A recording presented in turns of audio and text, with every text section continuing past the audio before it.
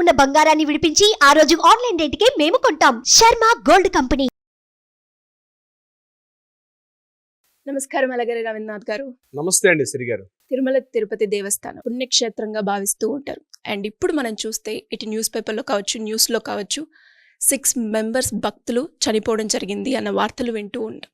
అసలు అది ఎందుకు జరిగింది సార్? అంటే ఎక్కడ మిస్టేక్ జరిగింది? ఆ మిస్టేక్ జరగకుండా ఉండాలి అంటే అధికారులు ఎలాంటి ప్రికాషన్స్ తీసుకోవాల్సిన అవసరం ఉందంటారు? తీవ్రమైన దుర్ఘటన, ప్రధానంగా భక్తులు చనిపోవడం అన్నటువంటి సంఘటన ఏదైతే ఉందో తిరుపతిలో, అది కూడా వైకుంఠ ద్వార దర్శనం కోసం అని చెప్పి భక్తులు సంవత్సరం అంతా వెయిట్ చేస్తూ ఉంటారు. ఉత్తర ద్వార దర్శనం అన్నది జీవితంలో ఒక్కసారి ఆ ఉత్తర వాకిలి ద్వారా స్వామివారిని దర్శించుకుంటూ, మలయప్ప స్వామివారిని దర్శించుకుంటూ ఉత్తర వాకిలి ద్వారా వెలుపలకు వస్తూ ఆ అనుభూతి చెందడం అనేటువంటి ఏదైతే ఉందో తరతరాలుగా మన తాత ముత్తాతల నుంచి కూడా ఆ స్వామివారిని వైకుంఠ ఏకాదశి ద్వాదశి రోజుల్లో ప్రధానంగా ఫస్ట్ ఏదైతే స్వామి యొక్క తలుపులు తెరుస్తారో ఉత్తర వాకిలి గుండా స్వామివారి దర్శనం చేసుకుంటూ రావాలని చెప్పి ఏదైతే కోరికతో భక్తులు చేరుకున్నారో, కానీ ప్రభుత్వం చేసిన చిన్న నిర్లక్ష్యం, చిన్న తప్పిదం వల్ల ఈరోజు నిష్కారణంగా 6 ప్రాణాలు పోయాయి.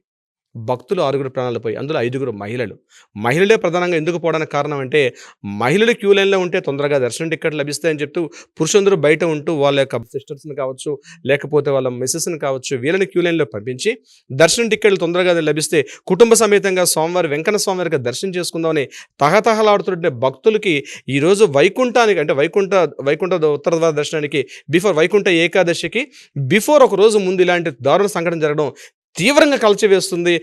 బహుశా స్వామివారు కూడా, కొండమైన స్వామివారు కూడా తరించిపోతున్నారేమంటే కలత చెంది ఉంటారేమనిపిస్తుంది. ఎందుకంటే కొండతో పిలిస్తే పలికే దైవం ఎవరైనా ఉన్నారంటే వెంకన్న స్వామి. అనేక లక్షలాది కోట్లాది మంది జనులు ఎక్కడెక్కడో భారతదేశంలో భాష రాదు, రకరకాల రాష్ట్రాల నుంచి.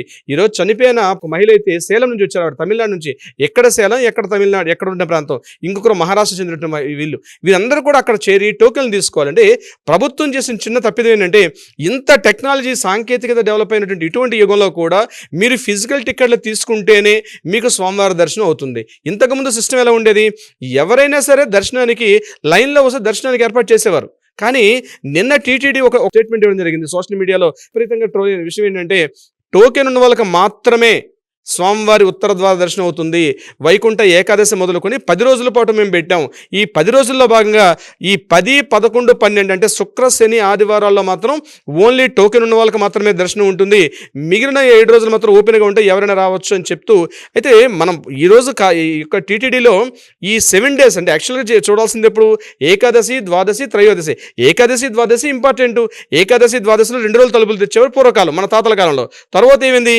ఏకాదశి, ద్వాదశి, త్రయోదశి నాడు తలుపులు తెచ్చారు. కానీ గత ప్రభుత్వాలు ఏం చేశాయంటే భక్తుల రద్దీని దృష్టిలో పెట్టుకొని, ఎందుకంటే ఇక్కడ గుర్తుపెట్టుకోవాల్సిన, ప్రజలందరూ కూడా గుర్తుపెట్టుకోవాల్సిన విషయం ఏంటంటే స్వామి ఎవరైతే తిరుమల కొండ మీద ఉన్నారో ఆయన నిత్య ఉత్తరాభిముఖుడే ఉంటాడు. స్వామి మిగిలిన దేవాలయాలు తూర్పుకు అభిముఖంగా ఉంటాయి లేదా పశ్చిమాభిముఖంగా ఉంటాయి. కానీ తిరుమల క్షేత్రం ఏదైతే ఉందో తిరుమల క్షేత్రం నిత్య ఉత్తరాభిముఖుడే ఉంటాడు. అంటే నిత్యం కూడా అక్కడ ముక్కోటి దేవతలు వస్తూ ఉంటారు.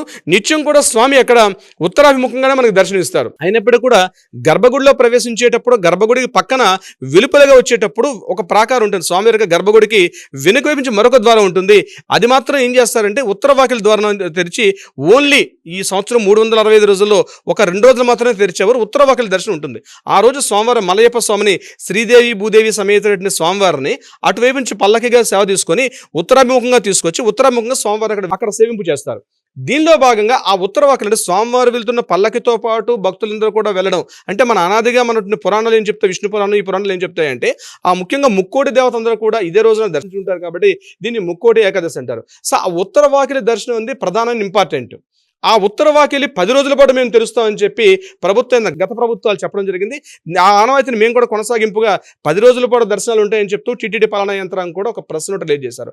అయితే 10, 11, 12 ఏకాదశి, ద్వాదశి, త్రయోదశిలో మాత్రం ఇంపార్టెంట్ అయిన 3 డేస్ మాత్రం టోకెన్స్ ఉన్న వాళ్ళకి మాత్రమే దర్శనాలు ఉంటాయి. మిగిలిన వాళ్ళకి దర్శనం కొండపైనకి అవకాశం లేదు అని గట్టిగా ఖరాఖండిగా చెప్పడం. ఆ దర్శనం టికెట్లు కూడా మేము ఫిజికల్ టికెట్స్ మాత్రమే ఇస్తాం, ఆన్లైన్లో ఇటువంటి మేము టికెట్స్ ఏర్పాటు చేయం. కేవలం ఇక్కడ ఈ దర్శనం టికెట్ల ప్రోటోకాల్ ప్రకారం ఎవరైతే వివివిఐపీస్ ఉంటారో వాళ్ళకి మాత్రమే దర్శనం ఉంటుంది. మిగిలిన ఎవరు వచ్చినా సరే ఇక్కడ 300 రూపీస్ టికెట్స్ కావచ్చు, లేకపోతే ప్రత్యేక బ్రేక్ దర్శనాలు కావచ్చు, విఐపి బ్రేక్ దర్శనాలు కావచ్చు, దివ్యాంగులు కావచ్చు, చిన్నపిల్లలు కావచ్చు, మహిళలు కావచ్చు, వృద్ధులు కావచ్చు, ఎవరికి కూడా ఎటువంటి దర్శనాలు లేవు. ప్రతి ఒక్కరు కూడా ఫిజికల్గా టికెట్ తీసుకొని రావాల్సిందే తప్ప ఆన్లైన్ దర్శనాలు అనేవి పూర్తిగా మేము అవాయిడ్ చేస్తున్నాం. ఈ ఓన్లీ ప్రోటోకాల్ అంటే ఓన్లీ మినిస్టర్లు, విఐపీలు, పొలిటీషియన్స్ లేకపోతే సెలబ్రిటీస్ తప్ప మిగిలిన సామాన్య భక్తులకి దర్శనం ఖచ్చితంగా టోకెన్ తీసుకొని రావాలి. ఇది ఎప్పుడైతే చెప్పారో దీనికోసం ప్రభుత్వం ఏం చెప్తుందంటే, పాలన యంత్రాంగంలో ఏం చెప్పారంటే, మేము తిరుపతి కిందన 90 సెంటర్లు అంటే 8 సెంటర్లో 90 కౌంటర్స్ ఏర్పాటు చేసాం. ఈ 90 కౌంటర్ల ద్వారా 1,20,000 టికెట్లు 1,20,000 టికెట్స్ ఈ 3 డేస్కి ఇస్తాం. కొండపైన మాత్రం ఒక కౌంటర్ ఏర్పాటు చేస్తుంటాం. అక్కడ మాత్రం ఓన్లీ వివిఐపీస్ ఉంటే తప్పించి సాధారణ భక్తులందరూ కూడా కొండ కిందనే టికెట్ తీసుకొని, మీరు ప్రభుత్వం అది కూడా ఏంటి ఆర్టీసీ బస్సులోనే రావాలి, మీ వెహికల్స్లో రావాలి తప్పించి 2 వీలర్స్ అని అలౌ చేయకుండా కంప్లీట్గా ఇట్లా రావాలని చెప్పి కొన్ని నియమ నిబంధనలు, కఠినటువంటి నియమ నిబంధనలు తీసుకోవడం జరిగింది. అందులో భాగంగా ఈరోజు ఈ 8 సెంటర్లో ప్రధానంగా రైల్వే స్టేషన్కి ఆపోజిట్గా ఉన్నటువంటి విష్ణువాసంలోను, అదేవిధంగా బస్టాండ్కి ఆపోజిట్గా ఉన్న శ్రీనివాసంలోను, ఇది కాకుండా బైరాగి పట్టడం అని చెప్పి ఆ ప్రాంతంలో అక్కడ రామానాయుడు స్కూల్ అని చెప్పి అక్కడ ఏర్పాటు చేసిన కేంద్రం తీవ్రమైనటువంటి తొక్కిసలాటకు గురైంది. ఇక్కడ తొక్కిసలాటకు ప్రధాన కారణం ఏమిటి అంటే, అక్కడ కౌంటర్స్ ఏర్పాటు చేసినప్పుడు ఏదైతే ఉందో క్యూ లైన్లోకి వెళ్ళే లైన్లో కాకుండా క్యూ లైన్స్ కన్నా బిఫోర్, అంటే ఊహించిన దానికన్నా భక్తులు అధిక సంఖ్యలో గుమిగూడారు. ఎక్కడ వీళ్ళందరూ కూడా ఆ ఎదురుగా అంటే క్యూ లైన్లోకి అలౌ చేయకుండా నిన్న మార్నింగ్ 8వ తేదీ ఉదయం 10 గంటలకి 9 గంటలకి లక్షలాదిగా వేలాదిగా తండోపతండాలుగా భక్తులు సమీకరించడం జరుగుతుంది. వీళ్ళందరూ కూడా క్యూ లైన్స్కి వెళ్ళకుండా నిలుపుదల చేశారు. ఏం చేస్తారు, నిలుపుదల చేసి ఎదురుగున్న పార్కుల్లోకి వచ్చిన జనం మొత్తం కూడా ఒక చోట స్టోరేజ్ అయిపోయారు. కంప్లీట్గా ఒక స్టోర్ అయిపోయారు. వచ్చిన వాళ్ళని వచ్చినట్టుగా క్యూ లైన్లో పంపించి ఉంటుంది వేరే విషయం.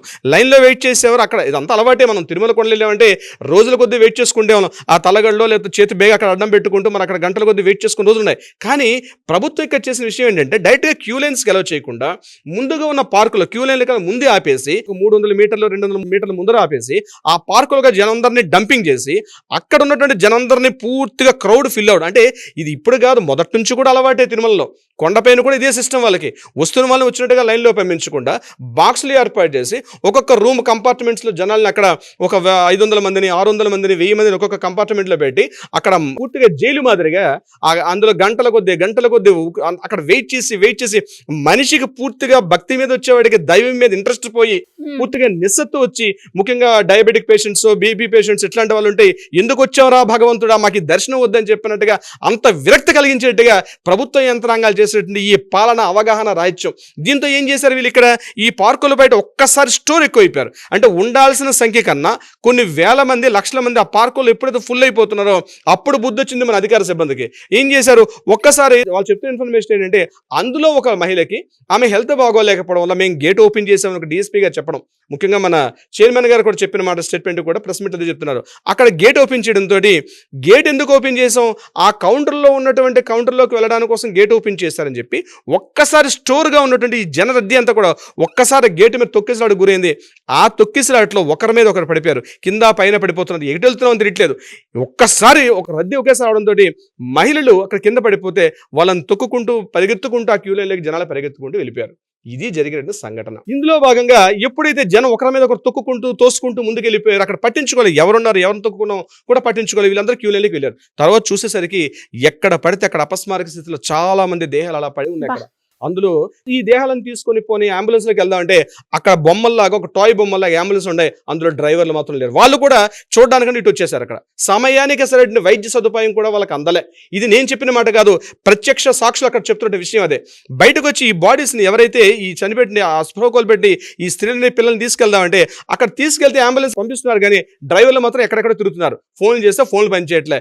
వీళ్ళు పెట్టిన వెంటనే తీసుకొచ్చుంటే బహుశా ఈ 6 బతికేవారని చెప్పి వైద్య సిబ్బందికి చెప్తున్నట్టుగా భక్తులు అక్కడ మాట్లాడుతున్నారు ఆ విషయాన్ని.